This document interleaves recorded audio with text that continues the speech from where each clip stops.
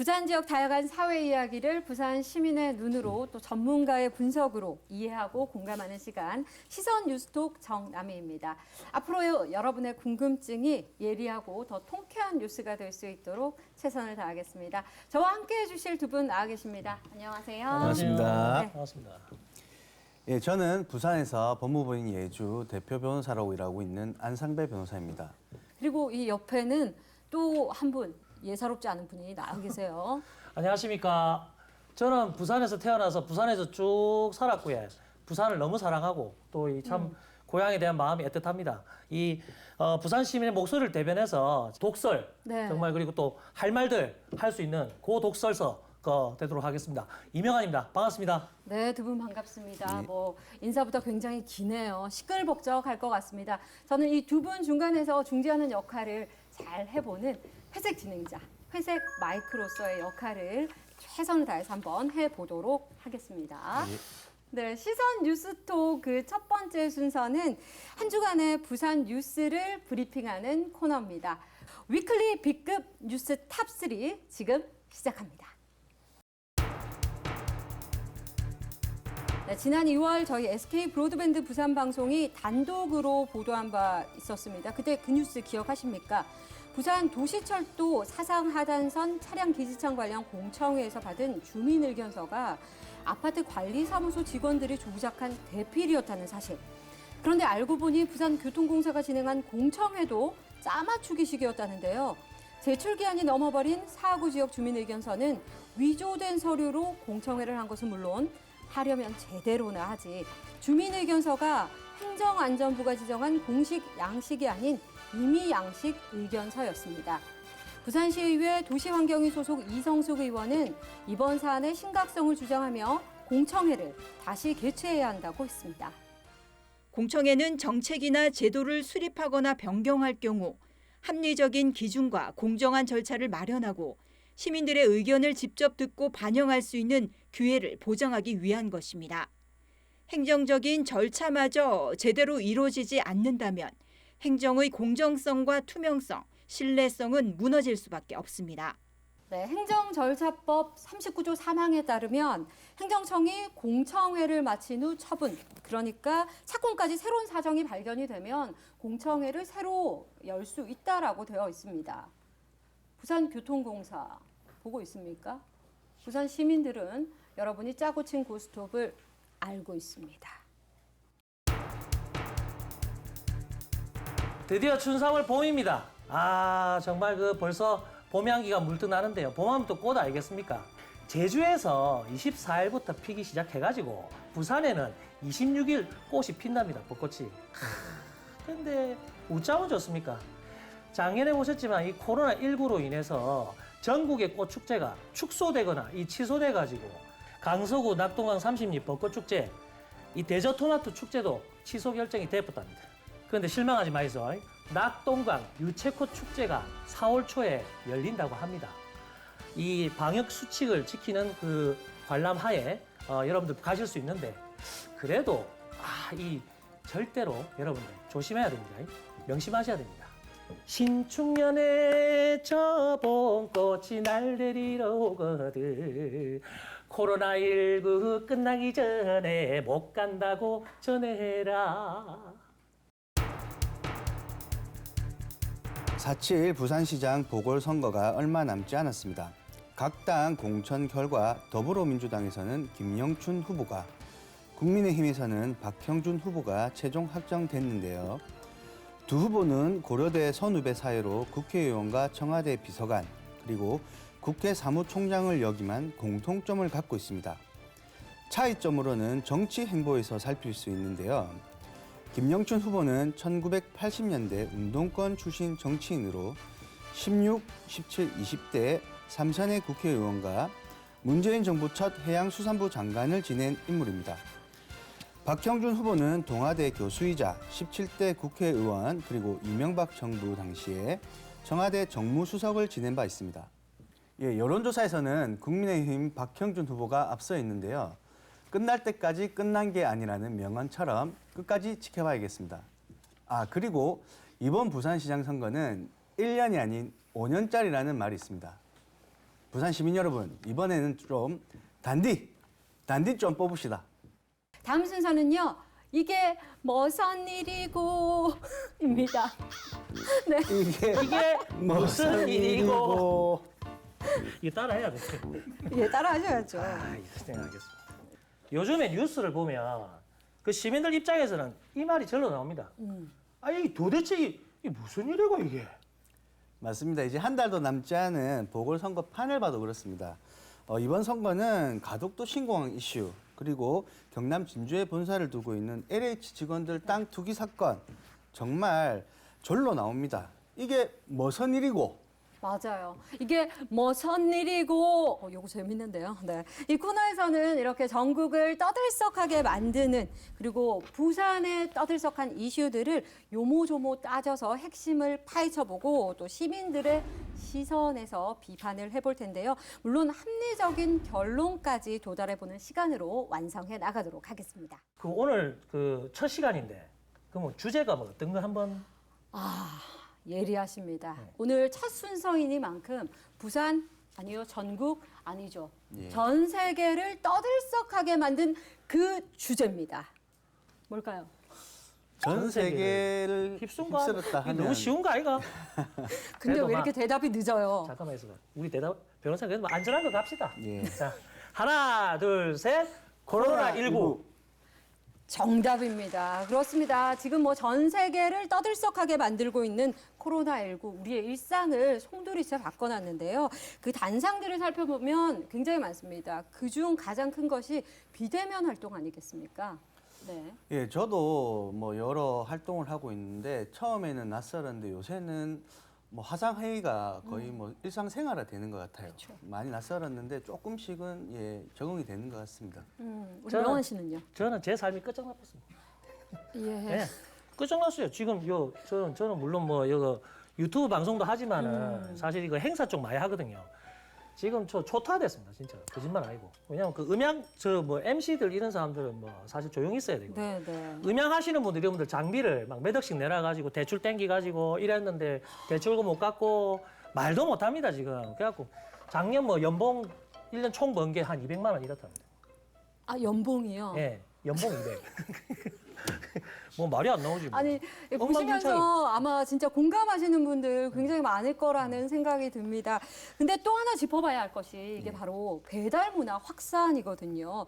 중요한 건 이로 인한 오토바이 사고의 증가도 빼놓지 못하는 거예요. 배달업계의 호황이 가져온 이 역기능, 그리고 배달 오토바이 사고의 증가, 왜 이런 결과들이 나올 수밖에 없었는지, 또 앞으로 무엇을 개선해 나가야 할지, 현재 상황이 달라질지는 오늘 시선 뉴스톡 그 첫 시간에서 한번 따져보도록 할게요. 관련 리포트 먼저 함께 보시겠습니다. 신호를 무시한 채 내달리는 오토바이. 코로나19 장기화와 배달 서비스 확산으로 오토바이 무질서 행위가 늘어나고 있습니다. 부산경찰청에 따르면 지난해 오토바이 신규 등록 대수는 13만 4,800여 대, 2019년 13만 1,300여 대에 비해 3,500여 대 늘었습니다. 배달업체에 등록된 오토바이는 2019년 2,200여 대에서 1,800여 대 늘어난 4,000여 대입니다. 지난해 오토바이 교통사고 사망자는 19명으로 전년보다 1명이 줄었지만 전체 교통사고 사망자 112명 중 오토바이 사망자가 차지하는 비율은 17%로 높은 실정입니다. 멈춰야 할 빨간불 신호.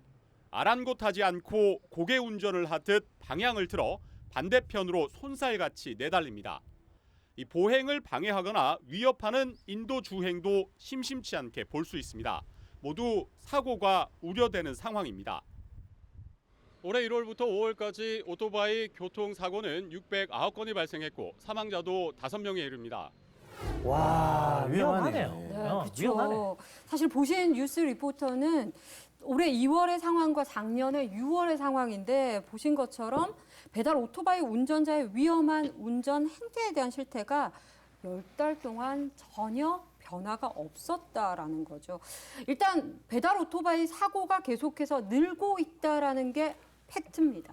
이륜차 교통사고 사망자는 19명으로 전년보다 1명밖에 뭐 1명이 줄었지만 전체 교통사고 사망자가 112명인 걸 보면 이륜차 사망자가 차지하는 비율이 17%로 여전히 아주 높은 실정입니다. 네. 그러면 이게 오토바이 교통사고 사망자 수로만 보면 줄어든 것이 맞는데 전체 교통사고 차지하는 비율로 보면 오토바이 사고 사망자 비율이 높다 이거 아닙니까? 맞습니다. 그렇죠. 그러면 이거 좋은 소식이 아니네. 그렇습니다. 실제로 오토바이 신규 등록 대수도 상당히 증가했고 이중 배달 오토바이는 보신 것처럼 급진적인 증가를 했거든요. 배달 오토바이가 이게 늘었다는 거는 이 동네 돌아다니다가도 그렇고 길에 지나가도 확실히 느낍니다. 그렇죠. 아무래도 사실 이 좀 더 안타까운 건 이런 오토바이 교통사고로 인해서 사고를 당한 환자들의 절반 이상이 아직 나이가 좀 어리다라는 거거든요. 예, 그렇습니다. 질병관리청 자료를 보면 이륜차 사고로 인해서 병원에 내원한 환자 절반이 15세에서 39세로 주로 젊은 연령대에 집중되는 경향을 보였습니다. 또 청년층 산업재해 사망사고 절반 가까이도 배달 과정에서 발생한 교통사고 때문이라는 조사 결과도 있었습니다. 그 배달업종 종사자 대부분 우리 길에 지나가도 그렇지만 젊은 아들이 많아요. 그렇죠. 예, 이게 배달이 결국은 원하는 시간, 요일, 그리고 플랫폼만 있으면 자유롭게 선택할 수 있고 또 휴대폰만 있으면 누구나 앱을 통해서 할 수 있다 네. 보니까 아무래도 투잡을 하시는 뭐 노동자분, 그러면 학생들 이렇게 조금 젊은 층이 선호한다 보니까 젊은 층에서 많이 사고가 나지 않나 싶습니다. 배달업 역시 또 경쟁이거든요. 배달 음식을 더 빨리 가져다 줘야 되는 그 경쟁 구도로 이어지다 보니까 아무래도 오토바이 운전하는 분들이 운전도 좀 난폭해지고 급기야 사고로 이어지는 거 아닐까요? 예, 이런 빨리빨리 배달 독촉이 결국은 배달 오토바이 하시는 분들의 위법을 부추기지 않나 싶습니다. 그래도 지켜야 될 거는 기본적으로 지켜야죠. 아, 어떤 걸 지켜야죠? 뭐 크게 어려운 거 있습니까? 신호 지키고 차선 지키고 네. 헬멧 쓰고 뭐 그거는 이게 우리가 다 아는 거네요. 아니, 예, 예. 아니, 변호사님, 우리 배달 오토바이가 지켜야 할 법규, 구체적으로 예. 좀 어떤 게 있는지 짚어주시죠. 예, 뭐 당연히 도로교통법 지켜야 됩니다. 뭐 어려운 게 아닙니다. 저희가 그 면허 딸 때, 운전면허 딸 때 배웠던 것들. 예, 예를 들면 오토바이 하시는 분들 당연히 신호 준수하셔야 되고 네. 인도로는 통행하시면 안 되고 그리고 본인을 위해서도 헬멧 필수 착용하셔야 되고 변호판 다셔야 됩니다. 특히 음주운전은 특히 하시면 안 됩니다. 그런데 결국 인명 피해가 발생하는 사고 대부분은 신호 위반이거든요. 그렇죠. 본인 진행 신호가 아닌데 불법 좌회전, 불법 유턴을 하다가 못 보고 반대편에서 오는 차량 이제 충돌한 사고가 발생을 하는데 이런 신호 위반은 10대 중과실이 돼서 종합보험에 가입하더라도 형사처벌 받습니다. 그러니까 몸도 다치고 형사처벌도 받고 신호 위반을 하면 안 되겠죠. 그렇죠. 그리고 혹시나 뭐 경황이 없다가 만약에 사고가 발생했다. 그래서 본인이 뭐 너무 이제 놀란 나머지 그냥 그 상황을 모면하려고 그냥 도망가는 경우도 있는데 그렇게 되는 경우에 결국 우리가 이제 뺑소니라 그러죠. 네. 구호 조치 의무를 하지 않고 가게 되면 더 크게 처벌받게 되니까 꼭 경찰에 신고를 하셔야 됩니다. 예. 네. 일단 뭐 벌금, 신고 이런 걸 다 떠나서라도 나와 다른 사람의 안전을 위해서라도 지킬 건 좀 지켜주셔야 할 것 같습니다. 일단은 배달 오토바이에 관련한 이야기들이 좀 많아지고 하긴 한데요. 그럼 직접 오토바이를 운행하는 사람들을 본 시민들의 불평을 바로 한번 들어보도록 할게요. 신호 대기하고 있는데 갑자기 오토바이가 뒤에서 급출발한다든지 안 그러면은 우리 차량 사이를 끼어들게 한다든지 뭐 그런 경우가 허다하죠. 뭐 시간이 급해서인지 모르겠지만은 어쨌든 그분들 뭐 생계 때문에 하는 거는 이해를 하지만 그래도 사고 위험은 피해야 되는 부분이라서 그런 부분들이 가장 좀 위험합니다. 저희들 봤을 때도. 신호등 무시하고 그냥 보이지 않는데 갑자기 튀어나오시고 신호등을 별로 교통 안 지키시는 것 같아요. 예. 그냥 막무가내. 예. 저같이 시야가 잘 안 보이는 사람은 좀 위험하더라고요. 예. 예, 그 항상 보면은 오토바이 보면 더 긴장해요. 예. 본인의 안전을 위해서도 그리고 이렇게 상대방의 그 또 운전 미숙하신 분들은 또 갑자기 대처하기 힘든데 그런 거 좀 고려하셔가지고 좀 이제 생명이랑 또 직결되니까 평소에 좀 운전 조금 그거 교통 질서 좀 지키면서 해주셨으면 좋겠습니다. 길 가다가 막 빠르게 다니니까 7번 한 적도 몇 번 있었어요. 사람들 많은 데서는 좀 속도를 줄여서 다니셨으면 좋겠어요. 물론 배달이 빨리 되면 좋겠지만은 조금 자기 안전을 생각해서 조금 천천히 다녔으면 좋겠고, 물론 그게 안 되겠지만은 지금 그래도 조금 자기 안전을 위해서 좀 천천히 다녔으면 좋겠어요. 입장 차이는 좀 다를 수는 있겠습니다만 그래도 이렇게 기본을 좀 잘 지키지 않아서 일어나는 오토바이 사고 끊임없이 들리잖아요. 최근에 3월 초에도 있었습니다. 지난 7일이었죠. 오후 9시 55분 그 부산 금정구 장전동의 한 교차로에서 50대 남성 A씨가 몰던 이 배달 대행 오토바이가 신호를 위반해서 대로를 직진 중이던 택시를 옆에서 들이받았는데 문제는 이 다친 오토바이 운전자가 병원에서 치료를 받다가 숨졌다라는 안타까운 소식이 또 들렸거든요. 예, 그 아마 고인이 된 운전자분이 헬멧도 쓰고 있었는데 네네. 돌아가신 걸 보면은 참 안타깝습니다. 이게 왜냐하면 사실 아시다시피 오토바이는 안전장비를 갖춰도 그럼요. 이게 심각하게 거의 뭐 중상 이상으로 가더라고요. 예, 맞습니다. 주변에 옛날에도 학교 때도 그 애들 친구들 타는 거 보면 그러니까 이게 사면이 완전히 개방돼 있잖아요. 그렇죠. 예. 그러니까 이거 뭐 대책이 없어요. 그냥 오면 그냥 바로 맞히는 거예요. 머리하고 이런 거 빼고는. 그럼 오토바이 어떤 손상이 오는지 이게 좀 사실 제가 너무 좀 충격적인 거를 많이 좀 옛날 어릴 때도 겪어봤고 해서 예. 조사를 해봤습니다. 그래서 예. 한번 직접 좀 부탁드릴게요. 예. 질병관리청과 23개 의료기관이 공동 운영 중인 응급실 손상 환자 심층 조사 결과 2011년에서 2016년 동안 발생한 업무용 이륜차 사고는 4,502건이고요. 사망 건수는 69건으로 나타났습니다. 손상 부위별로는 이게 정말 위험합니다. 머리, 목 부위에 대한 손상이 28.9%로 가장 많고 하지 부위가 24.8%로 그 다음으로 많았습니다. 네네. 손상 양상으로는 타박상, 표재성 손상 37.4%, 골절이 무려 28.2% 순이었습니다. 네네. 이 손상 부위별 사망률은 머리, 목 부위 손상이 3.4%로 가장 많았고 사망자 수도 가장 많았습니다. 그 다음으로는 몸통 부위 3.3%, 16명이 높았습니다. 그래서 일단은 헬멧이 좀 중요하다라는 얘기가 되겠군요. 중요하지. 예, 예, 중요한데. 예, 기본적으로 이제 헬멧은 꼭 착용을 해야 된다. 네. 저는 병원에 입원하는 기간을 알아봤습니다. 재원 일수로 보면 사망률이 가장 낮은 전신성 손상이 70일이었고요. 그리고 사망률이 높은 머리, 목 부위 그리고 목 부위 손상은 평균 재원 일수가 2.5일 대비 약 3.4배 긴 수치입니다. 네네. 그리고 몸통 부위 손상과 비교하면 3.6배 정도가 길었습니다. 입원율은 전신성 손상이 66.7%로 머리, 목 부위 손상, 그리고 몸통 부위 손상 대비 각각 약 1.8배, 1.5배 높은 것으로 나타났습니다. 그래요.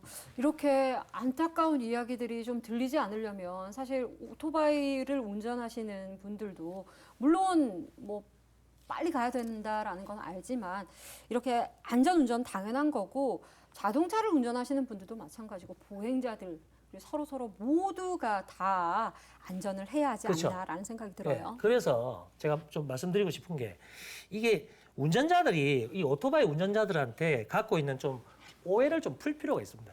네, 그러니까 저희 소비자들도 조금 여유를 가지고 기다리는 그런 성숙한 문화가 필요합니다. 계속 야단 맞는 분이 예, 그러기 위해서는 좀 소비자들도 인식 개선을 좀 할 필요가 있지 않나. 왜냐하면은 배달한 사람들 다 우리 가족일 수도 있거든요. 맞아요. 예, 사실 우리 별점 테러 뭐 이런 이야기 들어보셨죠? 예. 제가 네, 많이 찔리시나 본데 이게 마음이- 특별한 이유 없이 뭐 별점을 막 낮게 준다던가 그 비방하는 글을 쓰는 경우가 있거든요. 예. 이거에 대한 처벌은 좀 없을까요? 불가능한가요? 이게 정보통신망 이용 촉진 및 정보 보호 등에 관한 법률, 명칭이 참 깁니다. 이게 줄여서 정보통신망법이라고 하는데 인터넷상의 비방 목적으로 글을 올렸는데 이게 허위 사실이다. 그러면 7년 이하의 징역 또는 5천만 원 이하의 벌금이 선고될 수 있고요. 사실을 만약에 올리더라도 처벌받습니다. 네. 그리고 만약에 허위 사실을 계속 인터넷 카페나 이런 데 게시를 해서 그 해당 업체의 영업을 방해하게 되면 형법상 업무 방해죄. 아이고야. 예, 그렇게 해서 5년 이하의 징역 네. 또는 1,500만 원 이하의 벌금에 처해지는데 제가 꼭 하나 이거는 그 저희 시청자분한테 말씀드리고 싶은 네. 게 작년 8월 달에 선고된 사건이에요. 아시는지 모르겠는데 모 종편의 여 기자가 자신의 동생이 웨딩 업체랑 계약을 했습니다. 네. 우리가 일명 스드메 계약이라고 하죠. 네. 동생이 스튜디오 촬영을 했는데 사진이 마음에 안 든다. 그게 발단이 돼서 온갖 인터넷 카페에 본인이 기자다 보니까 아하. 기자의 신분을 이용해서 온갖 허위 내용의 글을 올렸던 거예요. 그러다 보니까 그 웨딩 업체도 일이 안 된 거고 손님도 안 오는 거고 그러다 보니까 결국에는 폐업까지 했습니다. 그래서 이 피해 업체 대표가 그 종편의 그 여기자를 형사 고소를 했는데 결국 이 여기자에 대해서 수원지방법원에서 징역 8개월 실형을 선고했고 그날 바로 법정 구속된 사건이 있습니다. 그러니까 이 지금 방송을 보고 있는 네네. 우리 소비자들도 그냥 뭐 기분이 좀 나쁘다고 해서 그렇게 별점테러를 한다든지 안 좋은 얘기를 그냥 뭐 올린다든지 하면은 이게 중대한 범죄가 될 수 있으니까 꼭 명심하셔서 그런 행동 자제하셔야 됩니다. 네, 뭐 우리 시청자 여러분들도 그렇고 명한 씨도 충분히 나는 그 정도는 예, 아니에요. 예. 네, 그럼 여기 나오겠습니까? 네, 네, 그 정도는 아니에요. 진짜 조금 충분히 다 한번 이해가 내보겠습니다. 됐으리라는 생각이 듭니다. 자, 그러면 이제 배달 오토바이 운전하시는 분들의 그 입장에서 한번 이야기를 직접 한번 들어봤거든요. 화면으로 만나보실게요. 원래 지키면서 운전을 하긴 하는데 제가 아까 말씀드렸다시피 바쁜 시간대는 한 건 한 건이 돈이기 때문에 그렇게 위반 안 하면 솔직히 최저 시급보다도 많이 못 벌죠. 근데 이게 또 그렇게 해가지고 또 위반해서 또 딱지 떼이면 또 돈에서 차감 나오고 하니까 근데 이게 또 어쩔 수 없는 것 같아요. 솔직히 말해서 돈을 벌려면은 그렇게 안 하면은 일반 알바보다도 못 하니까. 콜이 잡히면 매장에서 좀 독촉만 안 했으면 독촉만 안 하면 어차피 고객은 저희를 그냥 집에서 다른 일 하시면서 기다리는 거니까 크게 뭐 바쁠 건 없는데 물건 픽업하러 갈 때 1분, 2분 늦은 거 가지고 매장에서 이렇게 독촉을 해버리면 저희가 위험하게 탈 수밖에 없어요. 약간 감정적으로 호소하면은 뭐 어쩔 수 없다라고 말을 하는 건데 이성적으로는 다들 아시죠. 그리고 저희 이제 회사에 높은 분들 계시잖아요. 그런 분들도 이제 경찰 관계자분한테 연락을 계속 받아서 저희 이제 주기적으로 그런 짧게나마 교육을 받거든요. 이제 최대한 지켜서 하자 이런 식으로. 그러고 일단 있습니다. 네. 네, 우리 배달하시는 분들도 충분히 그 고충 이해가 되고 공감이 됩니다. 이 배달 오토바이 사고가 늘어났느냐의 결과를 놓고 사실 누구의 잘못이냐를 분석하는 것도 중요한 일입니다만 그 이전에 사고가 일어나지 않도록 예방하는 것이 더 중요하겠죠. 그래서 부산지방경찰청에서는 대대적인 대책을 내놨는데요. 한번 보실까요? 경찰이 단속 강화에 나섰습니다. 경찰은 영상 장비를 활용한 단속과 함께 안전 기동팀을 운영해 일제 단속을 실시하기로 했습니다. 이 단속 대상은 난폭 운전과 신호 위반, 인도 횡단보도 주행 등입니다. 또 휴대전화 제보 앱으로 배달 오토바이 법규 위반 접수 시 교통경찰이 직접 배달업체를 방문 확인 후 단속할 방침이라고 밝혔습니다. 안전모 미착용, 그다음에 보행자 도로 통행, 중앙선 침범 등 그 사망 사고와 직결되는 교통 법규 위반을 단속하고 있습니다.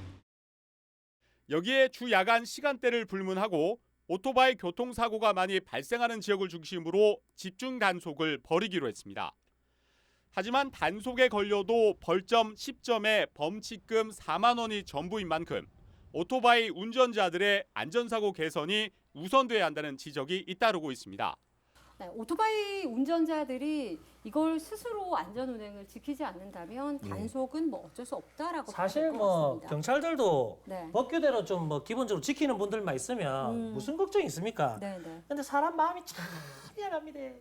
이 경찰들 가만히 있는 거 가만두질 않아요. 사람들이. 그런데 그렇게 해서라도 안타까운 죽음을 좀 막을 수 있으면 단속을 해야 되지 그럼요. 않겠습니까? 배달 오토바이 정말 빠르게 달리잖아요. 이걸 우리 경찰분들이 또 못 따라간다라고 하잖아요. 그렇죠. 예, 그런 상황을 예측하고 저희 부산경찰청도 특별 단속팀을 꾸렸습니다. 네.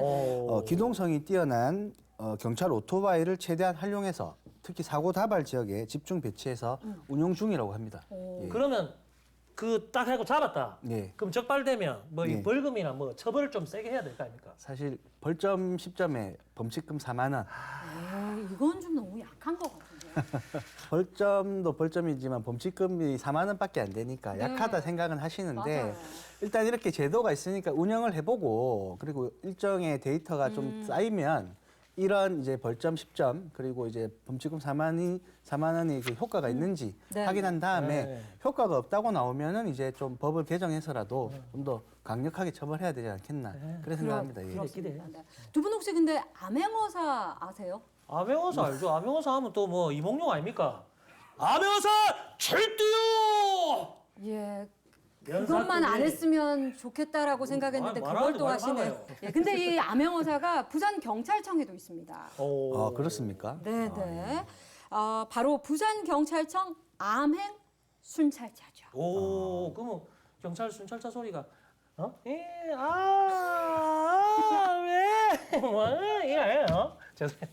죄송합니다. 저 사람 아니 저 일반 시민이에요. 와봐 사람 불러갖고 이래. 예, 변호사님 그럼- 제가 사과드릴게요. 그럼 뭐 예, 우리에 넣든지 괜찮습니다. 나는 네, 부산경찰청 사이카 안전기동팀이 운영이 됩니다. 교통 사이카가 6대 암행 순찰차 한 대가 한 팀을 이뤄가지고 경찰서마다 돌아가면서 팀을 운영해서 단속을 하게 됩니다. 사실 저는 이분들이 없었으면 좋겠어요. 예?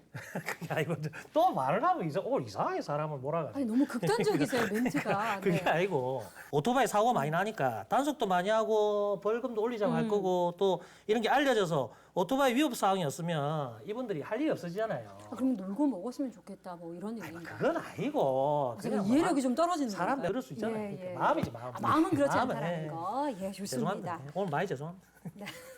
네, 오늘 시선 뉴스 톡 그 첫 번째 시간으로 최근 폭증하고 있는 배달 오토바이 사고를 주제로 기승전결 따져봤는데 여러분 어떻게 보셨습니까? 저는 오늘 뭐 부산 시민으로서 많이 네. 부족하지만 오늘 뭐 배달 실수도 하고 뭐 제가 쪼고 뭐 이런 좀 실제 좀 그 네. 입장이 돼보고 이러니까 좀 그것도 있고 여러 가지 사실은 부정적으로 저 생각을 했는데 오늘 또 이 시간 통해서 좀 많이 좀 여러 가지 생각이 네. 예, 저도 변호사업을 하면서 배달 오토바이 사고 때문에 뭐 교통사고 당했던 분 그리고 뭐 그 상대방인 자동차 운전자분 그런 상담도 많이 하고 있는데 각각 얘기를 들어보면 다 사정이 있습니다. 네. 그래서 저희들도 조금 소비자 입장에서 이분들을 다 좀 이해를 하고 또 조금 배달 문화도 조금 기다리는 성숙한 문화도 가지고 그렇게 해서 조금 저희가 성숙한 문화가 좀 정착되면 좋지 않겠나 싶습니다. 예. 그럼요. 이 아우, 아들은 변호사님 같아야 돼요.